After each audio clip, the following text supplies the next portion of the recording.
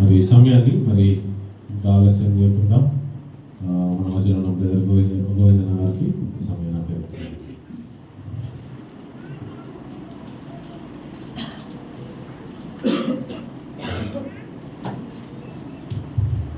అందరికీ ప్రభువుని స్తుతిస్తూ నామములో శుభాభివందనాలు.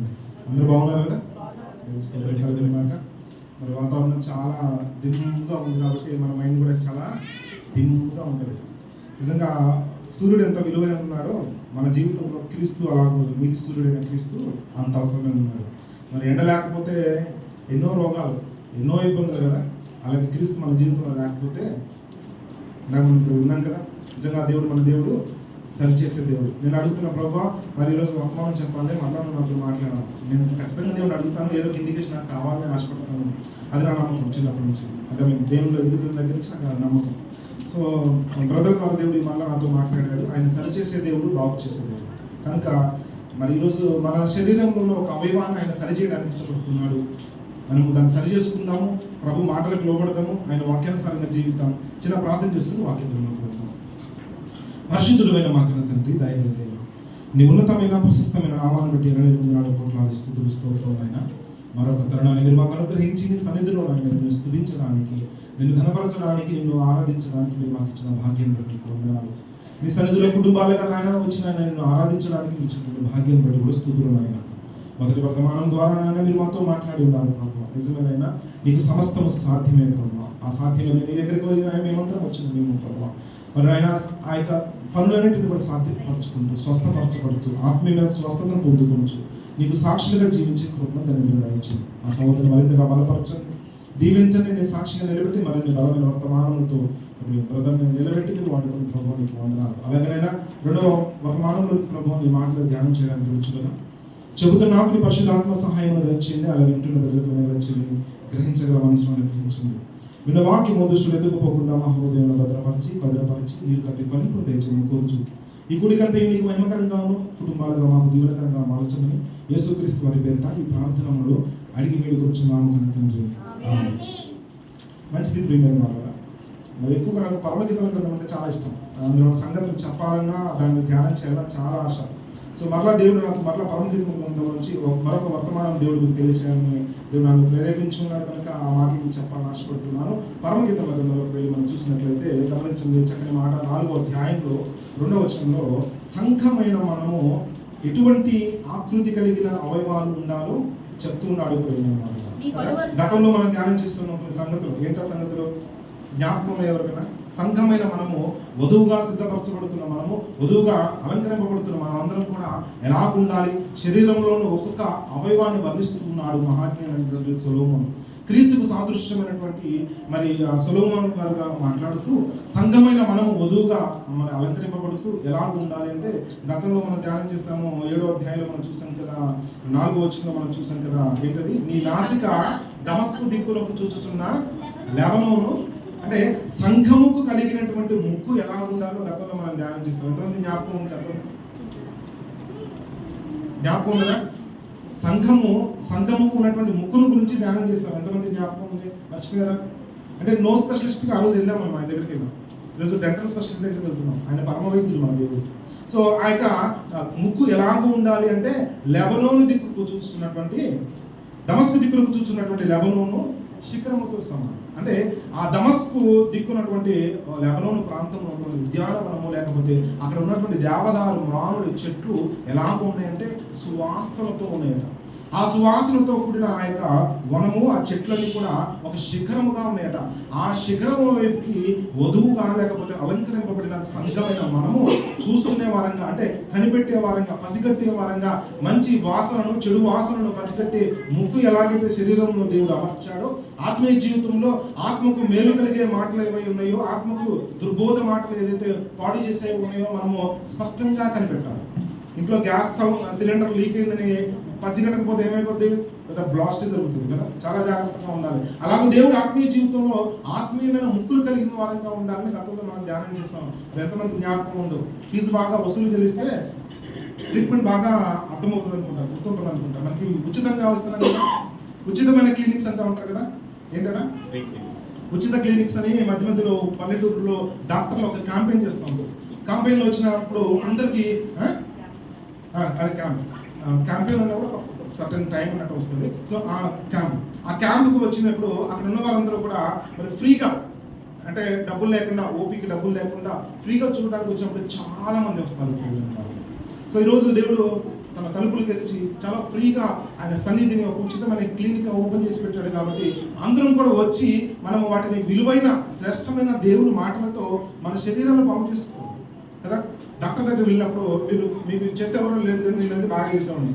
దగ్గు వస్తుంది అనుకోండి, డాక్టర్ దగ్గరికి వెళ్ళిన తర్వాత దగ్గు రాకపోయినా ఆ సమయంలో ఇంకొంచెం దగ్గరవాడు. ఎందుకు? మంచి మందులు ఇస్తాడు కదా అనుకుంటా ఇంకా గట్టిగా అమ్మ అంటది దగ్గర ఇంటి దగ్గర అట్ల దగ్గర పోతే ఇక్కడ తగ్గలేదు అంటారు. అంటే డాక్టర్ దగ్గరకు వస్తే ఏం చేస్తున్నాం మనం? మనలో ఉన్నటువంటి బాధను ఎక్స్ప్రెస్ చేస్తా ఉన్నాం, ఎక్కువగా చూపిస్తా ఉన్నాం. మరి సంఘంలోనికి వచ్చిన మనము, దేవుని సన్నిధికి వచ్చిన మనము ఏం చేయాలి? మన రోగాలు దాచుకుంటూ కుదిరిద్దా? ఆత్మకు పట్టిన రోగాలను ఖచ్చితంగా దేవుని సన్నిధిలో ఈ వారంలో ఏం చేసామో, దేవునికి అవిధేయులుగా ఏ సమయంలో ఏం చేసామో అవన్నీ కూడా పిన్ టు పిన్ ఆయనకి చెప్పి ఒప్పుకొని మనం ఆయన దగ్గర నుంచి మంచి మందులు తీసుకుని వెళ్ళాలి. డాక్టర్ దగ్గరికి వచ్చి వారానికి సరిపడా మందులు, సోమవారం నుంచి ఎక్కడి వరకు, మరలా శనివారం నైట్ వరకు సరిపడా మందులు తీసుకుని రావాలి. మధ్యలో మందులు మిస్ అయినా, మందులు వేసుకోకపోయినా ఎంత టెన్షన్ వస్తుందో, వాక్యం జ్ఞాపకం పెట్టుకోకపోతే అంతే ప్రమాదం. రోగం తగ్గదు. మరి ముక్కు గురించి జ్ఞాపకం లేదు, మరి ఇప్పుడు పళ్ళ గురించి చెప్పాలని ఆశపడుతున్నా. ఎంతమంది గుర్తుపెట్టుకుంటారు? మరొక అంశాన్ని నేను ధ్యానం చేసేదాకా ఈ మాటలు అలాగే మీలో ఉండాలని ఆశపడుతున్నాను. 4వ అధ్యాయం 2వ వచనంలోకి వెళ్ళి మనం చూసినట్లయితే పరమగీతముల గ్రంథంలో సంఘమైన మనము మన యొక్క ఆత్మీయమైనటువంటి పళ్ళు ఎలా ఉండాలో చూస్తా ఉన్నాం. నీ పలు వరస కత్తెర వేయబడినవి, కడుగబడి అప్పుడే పైకి వచ్చినవి అయినా జోడు జోడు పిల్లలను కలిగి ఒకదానిని నువ్వు పోగొట్టుకొనక సుఖముగా నున్న గొర్రెల కదుపులను పోలి ఉన్నది అంటున్నాడు. దీన్ని అర్థం చేసుకోవడానికి నాకు చాలా సమయం పట్టింది అట్లా. కానీ అర్థం వివరించుకున్న తర్వాత, దేవుడు సహాయం కోరిన తర్వాత చాలా మంచి మాటలు ఇచ్చాడు. సంఘానికి కూడా ఏమున్నాయంట? పళ్ళు ఉన్నాయంట. ఆ సంఘం యొక్క పళ్ళు దేవుడు ఏం చేస్తున్నాడంట? నీ పలు వరస అంటున్నాడు. కొంతమంది పళ్ళు వరుసగా ఉండవు కదా. నేను తప్పుగా అనుకోకుండా కొంచెంసేపు మాట్లాడుకుందాం. ఫిజికల్గా నేను మాట్లాడట్లా, ఆత్మీయంగా మనం ఆలోచిద్దాం. వంకర పళ్ళు కనిపిస్తూ ఉంటాయి. ఆ వంకర పళ్ళన్నీ కూడా ఉంటే ఏమవుతుంది? పూర్వం రోజులు, ఇప్పుడేమో నాకు తెలియదు కానీ పాత రోజుల్లో ఒక అమ్మాయిని పెళ్లి చూపులకి చూడాలంటే అరికాలు మొదలుకొని నడినెత్తిదా, అంటే ఇక్కడ మొత్తం టాప్ టు బాటమ్ అన్ని చూస్తారు. అమ్మాయి 2 అడుగులే అంటారు. ఆమె వేసే అడుగులు బట్టి కూడా అమ్మాయిని చేసుకోలేదు నిర్ణయిస్తారు, తెలుసు కదా. ఎత్తురు కాళ్ళు వేసి నడిచింది అనుకోండి, ఆ అమ్మాయిని ఇంట్లో ఎవరు చేసుకోరు. ఎందుకు? ఏం కాపురం కూడా ఎత్తెత్తేస్తా ఉంటుంది, ఏమి చేసుకోకూడదు అంటా ఉంటారు, తెలుసా. పెద్దలు బాగా పెళ్లి చూపులకు వెళ్ళినప్పుడు అడేడు తరాలు ఇటేడు తరాలు చూస్తారంటారు.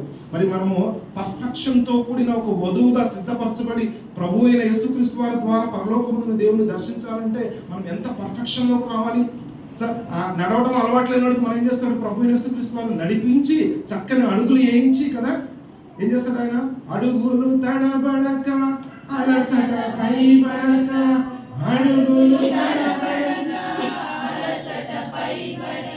చేపట్టి వెన్ను తట్టి చక్కని ఆలోచన చెప్పి, చేపట్టి వెన్ను తట్టి చక్కని ఆలోచన చెప్పి నడిపిస్తాడు నా దేవుడు.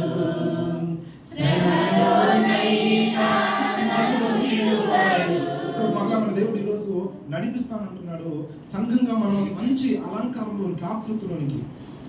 యూట్యూబ్లో ఒక పాట ఉంటుంది, ఎంతో సుందరుడమ్మ తాను అని, ఒక చక్కని పాట. ఎంతమంది పాడతారు, ఎంతమంది విన్నారు నాకు తెలియదు, కానీ అందులో ఉన్న పదాలు చాలా అద్భుతంగా ఉంటాయి.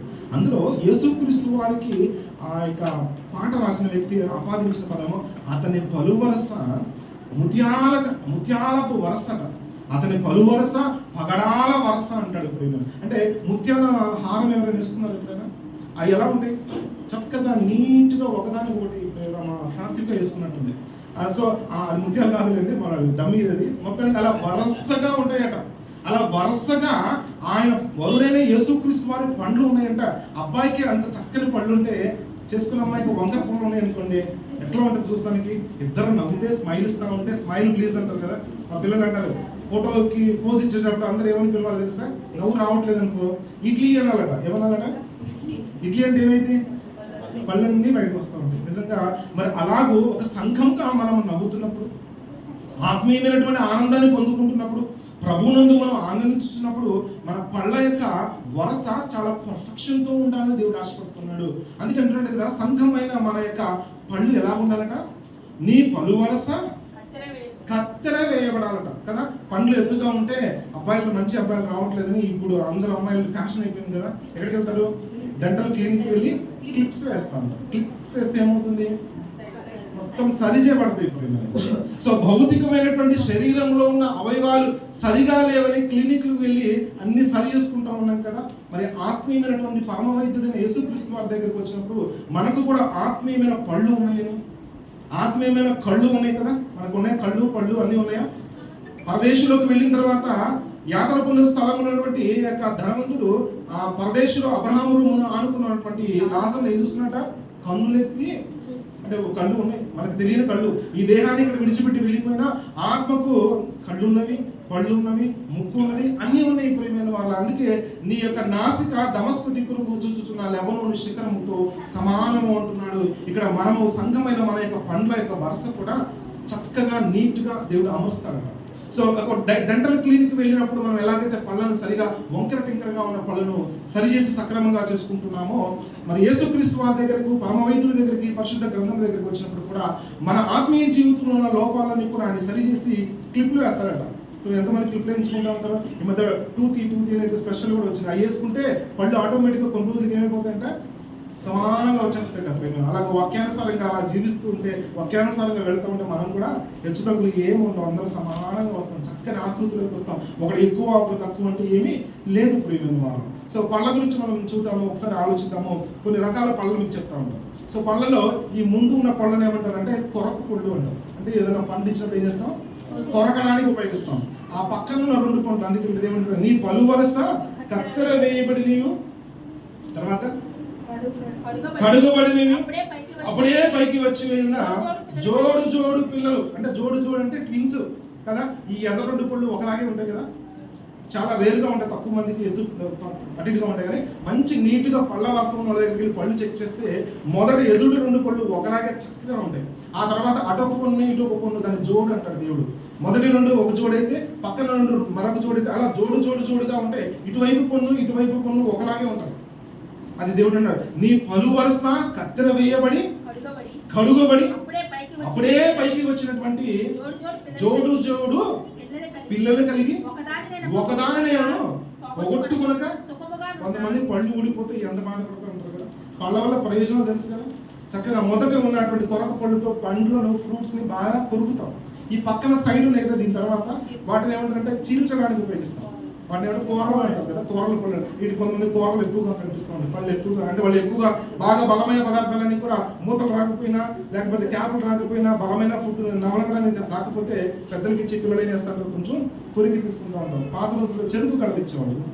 చెరుకు గడలు పిల్లలకు నవలటం రాకపోతే మా నాన్నగారు ఇలా పట్టుకుని లాగుతుంటే పళ్ళు ఊడొస్తాయేమో అన్నట్టుగా ఉంటుంది. కానీ ఆ పళ్ళు చాలా స్ట్రాంగ్గా ఉంటాయి ప్రియమైన వాళ్ళు.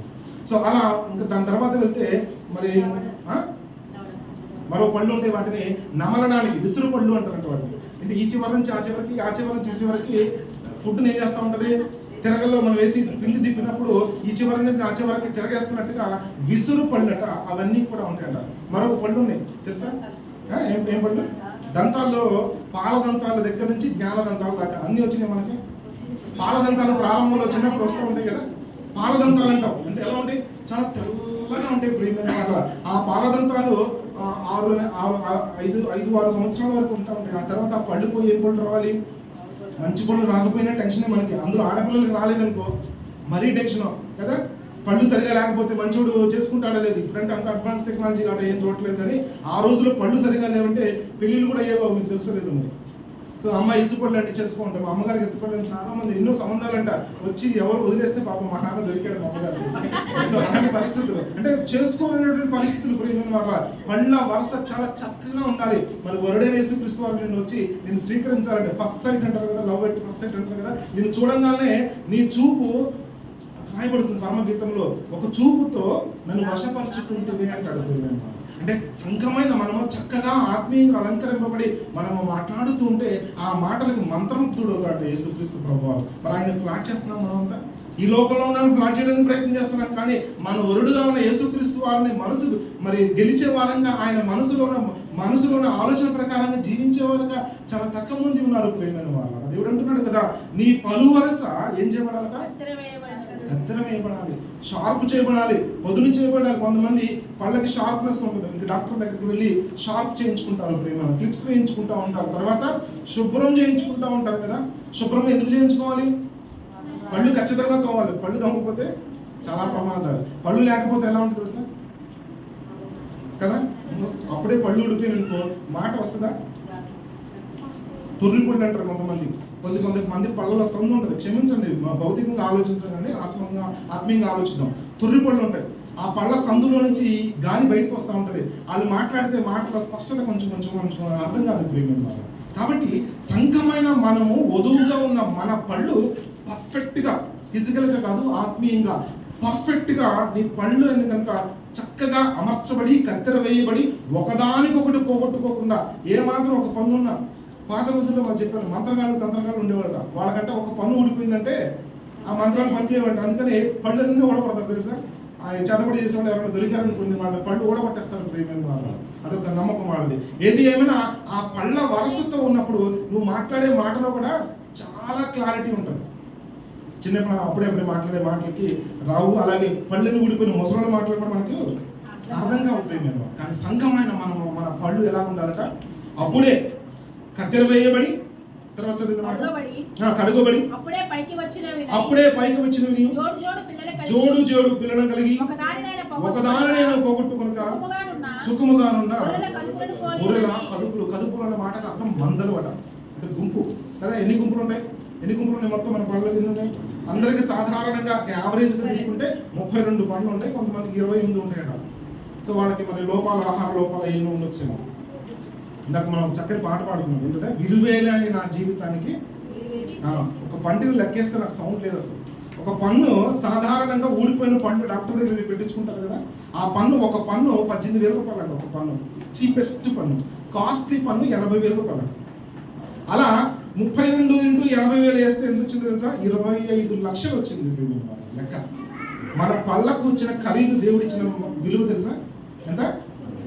25 లక్షలు ఈ పళ్ళకు విలువ ఇచ్చాడు ప్రేమ. ఈ పళ్ళతో ఏం చేస్తాం మనం? పళ్ళు ఉన్నంత కాలం పట కొరికి తినేస్తూ ఉంటాం కదా. మీ దగ్గరమే కాదు, మనుషుల మీద కూడా పళ్ళలో పట కొరికేస్తూ ఉంటారు కదా. కొంతమంది పళ్ళు కొరుకుతారు. మా సాత్విక నిద్రలో పళ్ళు కొరికేస్తుంటే మనకు భయం వేస్తూ ఉంటుంది. నాలుగేళ్ళ దానికి మడతబడి కొరికిస్తే మనం భయపడతా ఉంటాం. ఆ పళ్ళు దేనికి ఉపయోగిస్తున్నాము అంటే బలమైన ఆహారము. అందుకంటే కదా, ప్రారంభంలో మనం పళ్ళు లేని వారంగా ఉన్నాం కాబట్టి పాలు తాగే వరంగా ఉన్నాం. ఇప్పుడు మనం ఎలాంటి వరంగా ఉన్నాం? కాలమును బట్టి చూచే మీరు బోధకులే ఉండవలసిన వారిగా ఉన్నారంటే బలమైన ఆహారం మీరే తినదగిన వారిగా ఉన్నారు ప్రేమ. తినాలంటే ఏం చేయాలి? చక్కగా కొరకాలి, చక్కగా బీకాలి, లాగాలి, నమలాలి, నమిలిది చక్కగా తినాలి ప్రేమైన వారు కదా.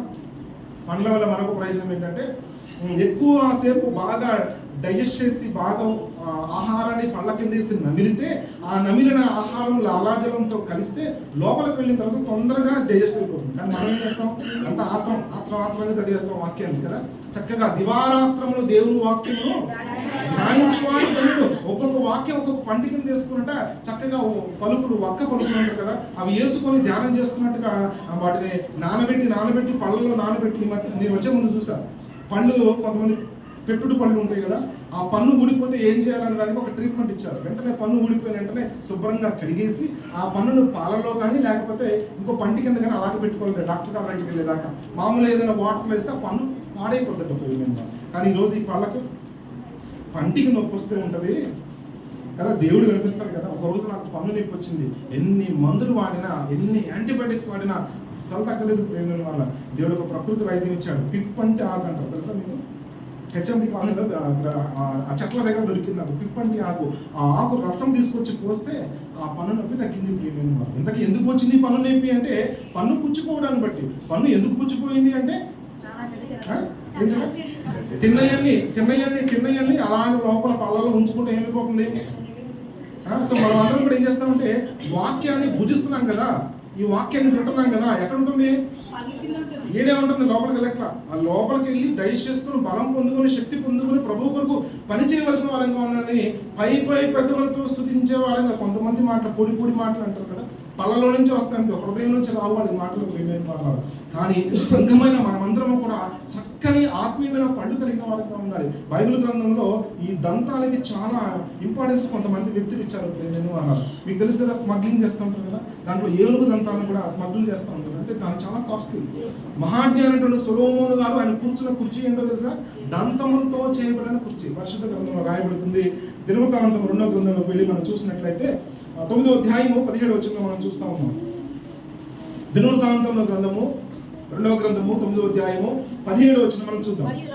మరియు రాజు దంతముతో ఒక గొప్ప సింహాసనము చేయించి ప్రశస్తమైన బంగారముతో, బంగారం పళ్ళు ఎవరికైనా ఉన్నాయి చెప్పండి కదా, చాలా డబ్బున్నోడు మా కోటీశ్వరులు మాత్రమే బంగారు పళ్ళు పెట్టించుకుంటారు. కొంతమంది వెండి రకరకాల మెటల్స్ చేయించుకుంటూ ఉంటారు మామూలు పళ్ళు దొరకకపోతే.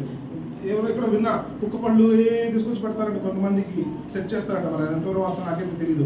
కానీ ఇక్కడ చూడండి, ఆ దంతములతో ఒక సింహాసనమే చేస్తున్నట్టుగా మనం చూస్తూ ఉన్నాం.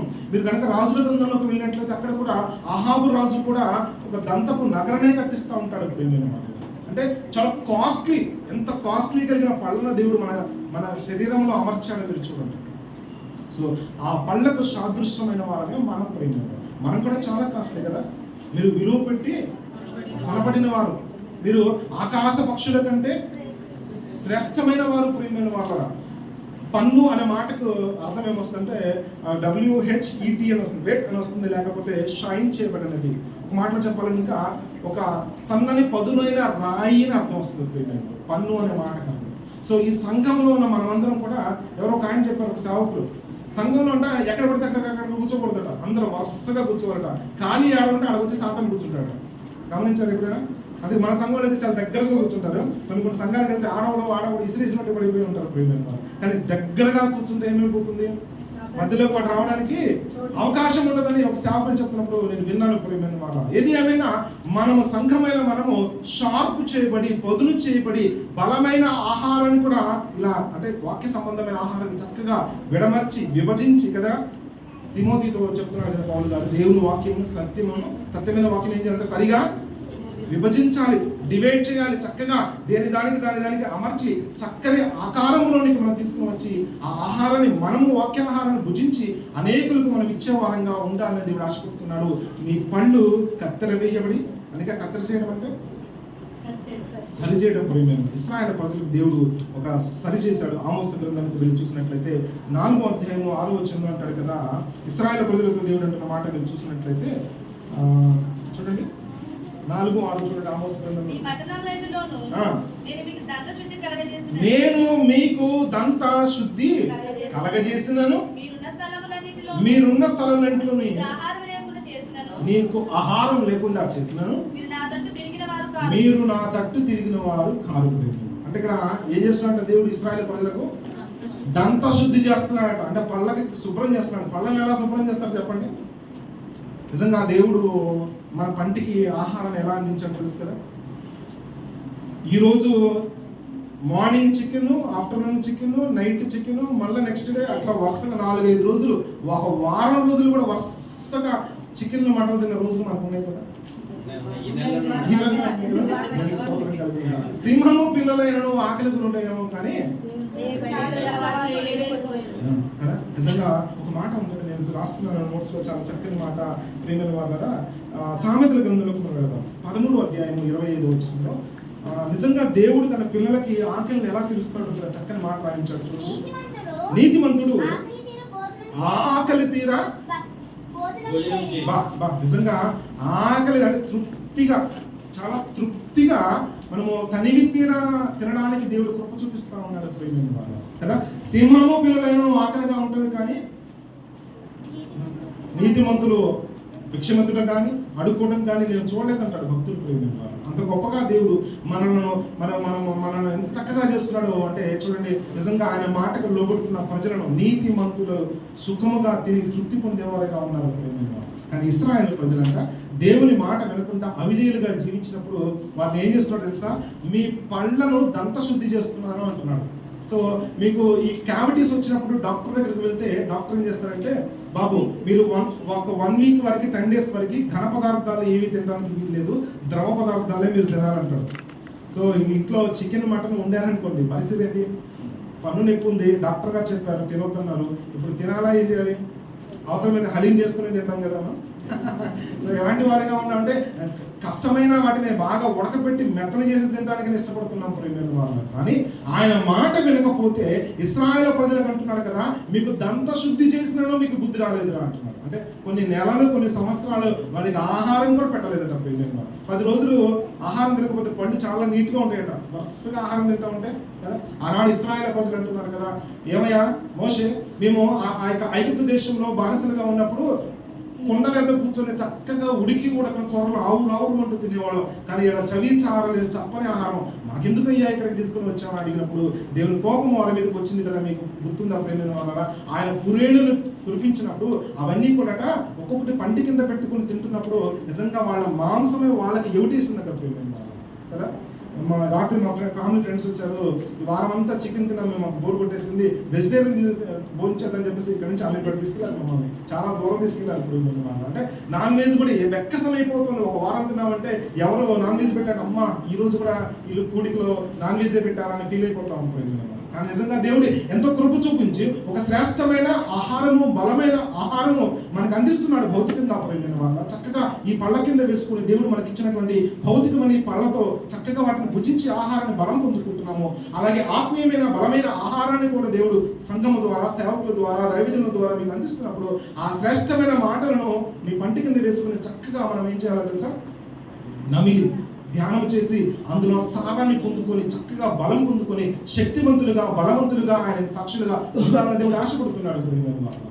సో ఒక మాట మనం చూద్దాము, దేవుడు మనం దేనితో పోలుస్తున్నాడో చూసినట్లయితే చూడండి ప్రియమైన వాళ్ళ మాట మనం చూద్దాము. యెషయా గ్రంథానికి మనం వెళదాం ప్రియమైన వాళ్ళ.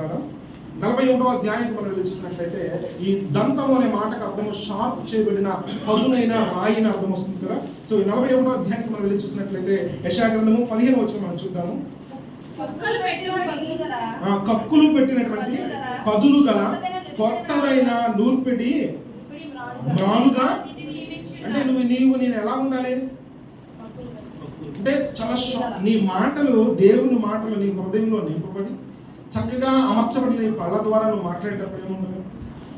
Naresh brother and Ramesh brother church వాళ్ళ ఇంటి దగ్గర చర్చ్ పైన ఉన్నప్పుడు ఒకరోజు మమ్మల్ని ఇన్వైట్ చేస్తారు. ఆ రోజు వచ్చాము. ఆ రోజు బ్రదర్ ఒక పాట పాడారు, నాకు బలము ఉన్నంత వరకు చేయలేదయా. ఉందా జ్ఞాపకం ఉందా పాట? చాలా అద్భుతమైన పాట. ఎక్కడికి వెళ్ళినా సరే కొన్ని అంశాలకి పాట లింక్ అయితే నేను ఆ పాట పాడతా ఉన్నాను కదా. నాకు బలము ఉన్నంత వరకు చేయలేదు ప్రభు సేవను, నాకు బలము ఉన్నంత వరకు చేయలేదు ప్రభు సేవను, బలమంతా పోయాక బలమంతా పోయాక చేయాలని ఉంది ప్రభు సేవను, చేయాలని ఉంది ప్రభు సేవను. బలమంతా ఉన్నప్పుడే ఈరోజు ప్రభు అన్నాడు కదా, నీ నోట్లో 32 పళ్ళు ఉన్నప్పుడే ప్రభు కొరకు మాట్లాడమన్నాడు.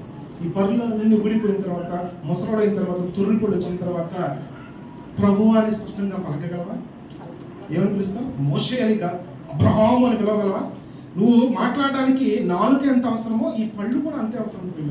పళ్ళు తుర్రిగా ఉన్నా, స్పేస్ ఉన్నా, లేకపోతే పళ్ళు లేకపోయినా నీ మాట్లాడే మాట ఉచ్చారణలో ఆ స్పష్టత రాదు.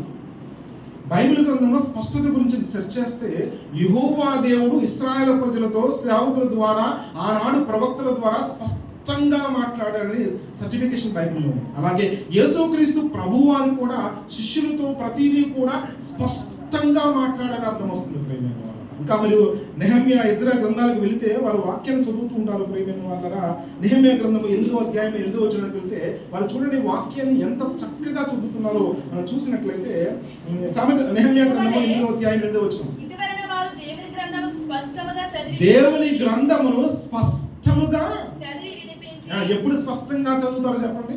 ఈ పళ్ళు సరిగా ఉన్నప్పుడే, పళ్ళన్నీ ఊడిపోయిన తర్వాత నేను ప్రభు పని చేస్తాను, నేను ప్రభువుకు ఒక నిలబడి 4 మాటలు చెప్తానంటే ముసలోడు అయితే నీ మాటలు ఎవడంటారు చెప్పండి? నీకు బలం ఉన్నప్పుడే, నీ పళ్ళల్లో ఆ శక్తి సాంద్రత ఉన్నప్పుడే నీ ప్రభు పలుకులు నీ పళ్ళలో నుంచి రావాలి ప్రియమైన వాళ్ళు. కొంతమంది మాట్లాడితే ముత్యాలు రావుతాయి అన్నట్టుగా నోరే తెరవరు ప్రియమైన వాళ్ళు. కానీ దేవుడి వాక్యం సెలవిస్తుంది కదా, ఆనాడు నెహెమ్యా గ్రంథములో వారి దగ్గర ఉన్నటువంటి వాక్యం స్పష్టంగా చదివి అనేకులకు అర్థవంతముగా దాన్ని వివరించారట ప్రియమైన వాళ్ళు. సో అలాంటి ఒక బలమైన సాధనముగా సంఘమైన మనము, వధువుగా మనము ఈ సమయంలో నీకు ఆరోగ్యము, ఆయుష్కాలము, బలము, శక్తి ఉన్నప్పుడే ప్రభు కొరకు 4 మాటలు చెప్పేవాడి కానీ ఉండాలని దేవుడు ఆశపడుతున్నాడు ప్రేమ. ఆ మాటలు ఎలా ఉన్నాయో తెలుసా? పదును కలిగినవి అన్నాడు. షార్ప్ చేయబడి ఉండాలి. అంటే నువ్వు మాట్లాడే 1 గంట కాదు కానీ 10 నిమిషాలైన ఆ మాటలు వారి హృదయంలోకి గుచ్చుకుపోవాలి. అందుకే నేను ఇందాక మనం చదివాం కదా యెషయా గ్రంథంలో ఏంటట, కక్కులు వేయబడి మురుపడి మ్రానువలే నేను వారిని చేస్తానంటున్నాడు ప్రియమైన వల్ల. షార్ప్గా కదా, ఆ షార్ప్ నీకు రావాలంటే నీకు నాకేముండాలి? ఆ షార్ప్ కలిగిన వాక్యం అనే ఖడ్గము నీ చేతిలో ఉండాలి ప్రియమైన. ఆ వాక్యం నీ హృదయంలో లేకపోతే నీ నోటిలో ఉన్నప్పుడు ఆ నోటిలో నుంచి వచ్చే మాటలు బలము కలిదే 2 అంచుల ఖడ్గము కంటే కూడా వాడిగలిగిన ఆ మాటలు అనేక హృదయాలలోకి తీసుకుని వెళ్తాయి ప్రియమైన. అందుకే సామెతల గ్రంథంలోకి మనం వెళ్ళి చూసినట్లయితే, సామెతలు కాదు ప్రసంగి గ్రంథంలోకి వెళ్ళి చూసినట్లయితే 10వ అధ్యాయము 10వ వచనం మనం చూద్దాం. ప్రసంగి గ్రంథము 10వ అధ్యాయము 10వ వచనం. ఇనుప ఆయుధము పదునుగా ఉన్నప్పుడు మొద్దుగా దాని పదును చేయని ఎడల బలము ఎక్కువగా. అంటే సంఘంలో ఉన్న వాళ్ళందరూ కూడా ముద్దుబారి ఉన్నారనుకోండి, అర్థమవుతుందా? సంఘంలో ఉన్న వాళ్ళందరూ కూడా ముద్దుబారిపోయి ఉన్నారనుకోండి, అలా లోకంలో ఈజీగా కలిపేయచ్చు. షార్ప్గా ఉన్నారనుకోండి ఏం చేయబడతారు? షార్ప్గా ఉన్న కత్తిని హ్యాండిల్ చేస్తే ఎట్లా ఉంటుంది? మనకు దిగిపోతుంది ముందు. అది వాడడం మనకు రాకపోతే మనకు దిగుతుంది. అలాగే సంఘంలో ఉన్న మనము బలపరచకుండా, విశ్వాసం బలం లేకుండా బలహీనులుగా బక్క చిక్కిన గొర్రెలు అంటాడు హబక్కు గ్రంథంలోనూ హిజ్కియా గ్రంథంలో చూస్తాను పోయిన వాళ్ళ. మీరు మీ కాపరులు మందలనట సరైన ఆహారం పెట్టకుండా బక్క చిక్కి, హెజ్కేల్ గ్రంథంలో కదా, బక్క చిక్కిన గొర్రెలుగా చేస్తున్నారు ప్రియమైన వాళ్ళ. ఆ బలమైన ఆహారం పొందుకున్న మనమట ఇనుప పనిముట్టు, ఇనుప యొక్క వస్తువట పదును కలిగినదిగా లేకపోతే దాన్ని పదును చేయడానికి చాలా కష్టపడాలి కదా. ఈరోజు ఇక్కడ వాక్యం చెప్తే వాక్యానుసారంగా అర్థం చేసుకునే మనసులు మీకుంటే మీ ఇల్లు తిరగాల్సిన అవసరం ఎవరికి ఇప్పుడు సేవకులు కూడా లేదు ప్రియమైన వాళ్ళ. నువ్వు అక్కడున్నా ఎక్కడున్నా ఖచ్చితంగా దేవుళ్ళలో ఉంటావు నమ్మకం సేవకుడికి కలగాలి, సంఘానికి కలగాలి, నీకు ఉండాలి ప్రియమైన వాళ్ళ. అలాగ పదును కలిగిన పనిముట్టుగా ఉండాలంటే చూడండి ఏమి రాయబడుతున్న మాట తర్వాత, ఇనుప ఆయుధము మొద్దుగా ఉన్నప్పుడు దాని పదులు చేయని ఎడల పనిలో ఎక్కువ బలం ఉపయోగించవలను. అయితే కార్యసిద్ధికి జ్ఞానమే ప్రధానం. షార్ప్ లేనటువంటి గొడవలు తీసుకుని పోయి ఒక ముద్దు నరకాలంటే నీకు అలుసుకు ఆయాసం వస్తే తప్పితే ఉపయోగం లేదు. కాబట్టి ఎప్పుడు కూడా విశ్వాసులుగా మనం చేయొద్దు. ప్రతి ఒక్కరిని కూడా ప్రభువుకి శిష్యులుగా చేయాలి. అందుకే ప్రభు ఏమన్నాడు? సమస్త జనులను నాకు విశ్వాసులుగా చేయమన్నాడా, శిష్యులుగా చేయమన్నాడా? శిష్యులుగా చేస్తే అందరూ షార్ప్ గా ఉంటారు. ఆ షార్ప్నెస్ నీకు రావాలంటే దానికి ప్రథమమైన కారణం ఏంటో తెలుసా? జ్ఞానమే.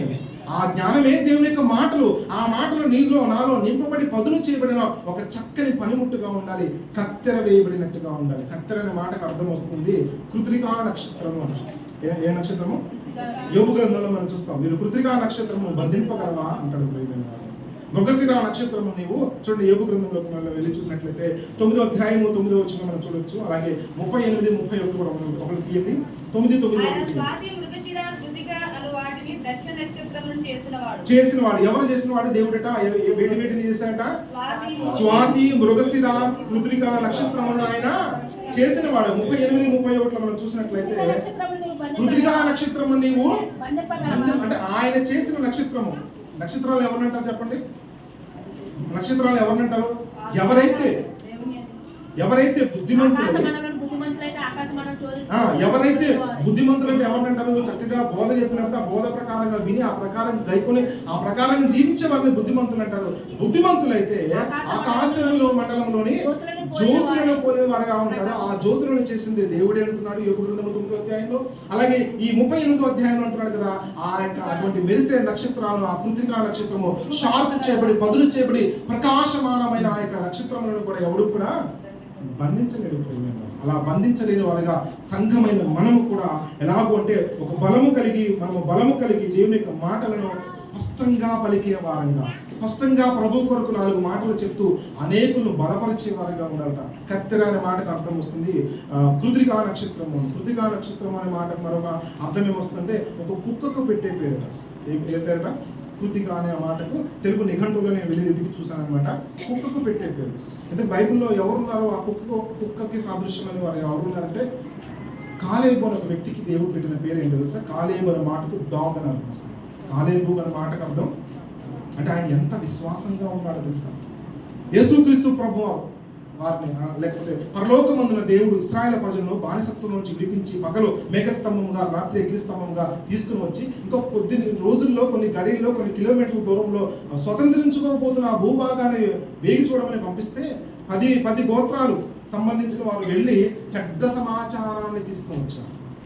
మరి కాలేబు యెహోషువ ఇద్దరు కూడా వేరు వేరు గోత్రాలకు సంబంధించిన వ్యక్తులు మాత్రము ఆ యొక్క కానానుకు వెళ్ళి ఆ కానానులో ఉన్నటువంటి యొక్క శ్రేష్టమైన సంగతులన్నీ కూడా దేవుని ఉద్దేశాలు ఎరిగిన వారిగా గుర్తించి వచ్చి మంచి వర్తమానం చెప్పిన వారుగా ఉన్నారు. ఆ కాలేబు అనే మాటకు అర్థము డాగ్ అంటే విశ్వాసం కలిగిన వాడు. నిజంగా ఎంత విశ్వాసం అంటే ఈరోజు పరమకానాయన ఆ యెరూషలేముకి ఆ పరమకానానికి మనం అనేకులు తీసుకుని వెళ్ళాలంటే ఆ కానాను ఎలాగుందో సంఘంలో దేవుడు మనకు చూపిస్తా ఉన్నాడు తన మాటల ద్వారా, వాక్యం ద్వారా మాటల ద్వారా ఆ పరమకానాను యొక్క ఉద్దేశాలు, ఆ ప్రాంతంలో ఉన్న స్థలాలు, ఆ స్థలం లేకపోతే ఆ పరలోకంలో ఉన్నటువంటి ఆ యొక్క వైభవాన్ని దేవుడు మన కొరకు రాయించి ఉన్నాడు. ఈ వైభవాన్ని మనం చూసి ధ్యానం చేసి మనం వెళ్ళి స్వార్థ ప్రకటన చేయాలి. అనేకులను ఆ కానానులోనికి తీసుకుని వచ్చేవారుగా, అనేకులు నిజంగా 12 మంది కూడా బాగోలేదంటే ఖచ్చితంగా ఏం చేసేవాళ్ళు? వీళ్ళు ఏం చేసేవాళ్ళు చెప్పండి? వెనక్కి వెళ్ళిపోయేవాళ్ళు ప్రేమిగా. కాబట్టి ఒక గుడ్ న్యూస్ చెప్పాడు, మంచి విశ్వాసాన్ని చూపించాడు కాలేబు, ఆ ప్రాంతంలోకి నడిపించాడు, ఒక నక్షత్రంగా వెలిగాడు ప్రేమిగా. అలాంటి నక్షత్రాలుగా షార్ప్ చేయబడి కదా. మన స్టార్స్ ఎలా ఉంటాయి తెలుసు కదా? ఈ మధ్య స్టార్లు వచ్చిన ఏదో వంకర టెంకర్గా కనిపిస్తాను. అప్పట్లో షార్ప్ ఎంత పొడుగ్గా ఉండే స్టార్లు కదా, చాలా షార్ప్గా ఉండే నక్షత్రాలు ఇలా ముందు పెట్టేవాళ్ళు ప్రేమ. ఇప్పుడు అంతా డిజైన్లు వచ్చేసినాయి, కానీ నిజంగా ఒక నక్షత్రాన్ని వెలుగుతుంటప్పుడు అందులో వచ్చే కిరణాలు కూడా చాలా షార్ప్గా ఉంటాయి ప్రేమ. ఈరోజు నేను కూడా మనకు ఉన్నటువంటి ఆత్మీయ పళ్ళు చక్కగా కత్తెర వేయబడి, అంటే ఎక్కువ తక్కువలు ఉన్నప్పుడు దేవుడు తన వాక్యం చేస్తాడు కదా. ఏమన్నాడు? నాలో ఫలింపని ప్రతి తీగను ఆయన కత్తెర వేసేసి చదును చేసి చక్కని పళ్ళు వలసను తీసుకుని వచ్చి ఆ పళ్ళు వలసగా ఒకదానికొకటి పోగొట్టుకోకుండా, అంటే ఒక కుటుంబం జారిపోకుండా మరొక కుటుంబం జోడుగా ట్విన్స్ గా మన పిల్లలందరూ చూస్తూ ఉంటే ఎలా ఉండాలి? మన పిల్లలందరూ చూస్తుంటే మీరందరూ మా పిల్లల మావారా అన్నట్టుగా ఒకరికొకరుగా జోడు పిల్లలను కలిగి ఒక గొర్రెల గుంపుగా కదుపులను పోలినట్టుగా ఒక మందగా చక్కగా స్పేస్ లేకుండా స్పష్టంగా దేవుని కొరకు చక్కగా కలిసి పనిచేస్తూ ప్రభు మహిమార్థమే ప్రభు పలుకులు పలికే ఒక బలమైన సంఘమైన మనము వధువుగా మనం ఉండాలని దేవుడు ఆశపడుతున్నాడు ప్రేమైన వాళ్ళు. కృత్తిక అనే మాటకి మనకు అర్థం వస్తుంది. హైందవుల సెంటిమెంట్స్ ప్రకారంగా కూడా కృత్తిక మాసం అంటారు కదా, కృత్తిక అంటారు. అంటే అది సమ్మర్ సీజన్లో వస్తుంది, అంటే మేలో 2nd వీక్లో వస్తుంది. అలాగే కత్తెర అంటే హిందూస్లో ఒక కల్చర్ ఉంటుంది. కత్తెర వచ్చిందండి ఆ రోజులో మంచి కొంత ఏమి చేయరు అనమాట, అంటే కత్తెర మాసం అంటారు కదా. సో అంటే అది ఎప్పుడు వస్తుందంటే సమ్మర్ సీజన్లో వస్తుంది. ఆ టైంలో ఉంటుంది. కృతికా మాసం ఎప్పుడు వస్తుందంటే వాళ్ళు చెప్తున్నారు, కొన్ని పాదాలన్నీ కలిసి ఒకే యాంగిల్ వచ్చి అక్కడ సూర్యుడు కనబడితే ఆ ప్రాంతము ఆ కాలాన్ని కృతికా మాసం అని చెప్తున్నారు. ఈరోజు నేను కూడా ప్రభువు మనకు అనుగ్రహించినటువంటి ఈ కాలం, నీకు ఏ కాలం ఆయుష్ కాలం ఇచ్చి ఉన్నాడో ఆ కాలంలో క్రీస్తును కలిగిన మనము, క్రీస్తును ధరించిన మనము, క్రైస్తవులుగా నీతి సూర్యుని కలిగిన మనము, ఆ సూర్యుని యొక్క వెలుగును మనం పొందుకుని స్వయం ప్రకాశాలుగా వెలుగుతూ ఒక నక్షత్రాలుగా పోలి మనము అనేకులను వెలిగించేవారుగా, పదులతో కూడిన మాటలు పలికేవారుగా. కొంతమంది మాట్లాడుతుంటే ఆ మాటల్లో పస కనబడదు ప్రియమైన వాళ్ళ, కొంతమంది మాట్లాడుతుంటే ఆ మాటల యొక్క స్పష్టత చాలా గొప్పగా ఉంటుంది. కనుక ప్రియమైన వాళ్ళ సంఘమైన మనము కూడా దేవుడి ఈ పళ్ళ వరుస పోగొట్టుకునే లోపే పళ్ళు ఊడిపోయి పళ్ళు పెట్టుకునేదాకా కాకుండా ముందే ప్రభు కొరకు 4 పలుకులైనా సరే ప్రభు కొరకు మాట్లాడాలని దేవుడు ఆశపడుతూ అడుగుతున్నాడు ప్రియమైన మరొక సరే చూసి ఆ మాట ముగించుకుందాము. పరమగీత గ్రంథము 4వ అధ్యాయము గమనిస్తున్నాం కదా, 2వ వచనము. అలాగే ఇదే మాట మరలా దేవుడు 6వ అధ్యాయం 6వ వచనం కూడా తెలియజేస్తున్నాడు. చూడండి, నీ పలువరస కత్తెర వేయబడినవి కడుగబడి అప్పుడే పైకి వచ్చినవి జోడు పిల్లలు కలిగి ఒకదానినైనా పోగొట్టుకొనక సుఖముగానున్న గొర్రెల కదుపులను పోలి ఉన్నది. గొర్రెల కదుపులను సంఘమైన మనమందరం కూడా ఏ కుటుంబాన్ని కూడా కోల్పోకుండా ప్రతి కుటుంబం కూడా ఈ కుటుంబం బలహీనమండి, ఆ కుటుంబం దేవుని దగ్గర రాదండి, ఆ కుటుంబంలో ఆమె అలా ఉంటుందండి, ఈయన ఇలా ఉంటాడు అలా కాకుండా అందరూ కూడా ఒకదానికొకటిగా చక్కగా అమర్చబడి, ఒకవేళ అమర్చకపోతే డెంటల్ క్లినిక్ మనం వెళ్ళి అనగా యేసుక్రీస్తు వారి దగ్గరకు వచ్చి ఆయన అంటున్నాడు కదా, నీ పళ్ళను దంత శుద్ధి చేస్తానంటున్నాడు మాట వినకపోతే.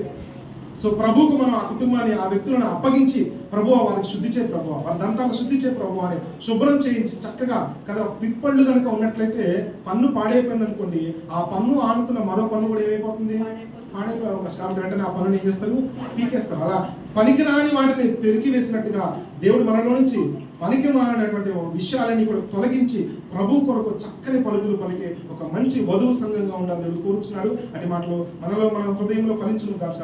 ఆమేన్. చిన్న ప్రార్థన చేసుకుందాం. ప్రేమ నమ్మకం గల మా తండ్రి, దయగల దేవుడు, నీ ఉన్నతమైన ప్రశస్తమైన నామాన్ని బట్టి 20 వందనాలు కోట్లాది స్తుతులు స్తోత్రములైనా సంఘమైన మేము ప్రభువా ఇదిగోనైనా మా పలు వరుస ఆత్మీయమైనటువంటి పలు వరుస ఎలాగూ ఉండాలో నీ వాక్యం ద్వారా మీరు మాకు తెలియజేస్తున్నారు. కత్తెర వేయబడి ప్రభువా ఇదిగోనైనా పైకి వచ్చినవై కడగబడినవై ప్రభువా ఇదిగోనైనా ఒకదానికొకటి జోడు జోడు పిల్లల కలిగిన గొర్రెల కదుపులను పోలినట్టుగా ఉండాలని మీరు ఆశపడుతున్నారు. అలాగేనైనా మా శరీరంలో ఒక పన్ను ఊడిపోతే ఎంతో బాధపడతాం ప్రభువా. మన సంఘంలో ఒక కుటుంబం జారిపోయినా, ఒక వ్యక్తి లేకపోయినా మేము ఎంతగానో వాటి విషయమైన నీ సన్నిధిలో రోధించే వారంగా ప్రభు, నీ సన్నిధిలో ప్రార్థన విజ్ఞాపనం చేసే వారు ఉండడానికి మీరు ప్రభు చూపించండి. ఏ ఒక్కరు కూడా పదులు లేని ముద్దులు లేని మేము కాకుండా ప్రభు పదులు చేయబడి కక్కులు వేయబడి నాయన ఒక పదునైన సాధనముగా నీ కొరకునైనా వాడబడే కృపణైనా సంఘమైన మా అందరికి దయచేసి కోరుచు యేసుక్రీస్తు వారి పేరిట ఈ ప్రార్థనను అడిగి వేడుకొనుచున్నాము కన్న తండ్రి.